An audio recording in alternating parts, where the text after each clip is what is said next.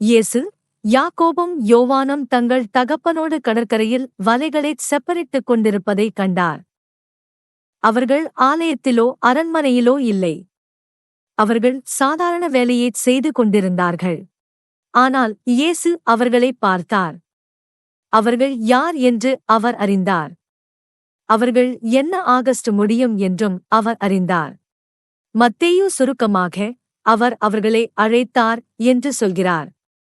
கிறிஸ்துவின் குரல் அவர்களின் வாழ்க்கையின் திசையை மாற்றியது. அவர்கள் சரியான நேரத்திற்காக காத்திருக்கவில்லை. அவர்கள் உடனே படகை விட்டார்கள். இயேசுவை பின்பற்றுவது அவரை முதலில் வைப்பதை குறித்தது. அவர்களின் எதிர்காலம் இனி மீன் பிடிப்பைப் பற்றியது மட்டும் இல்லை.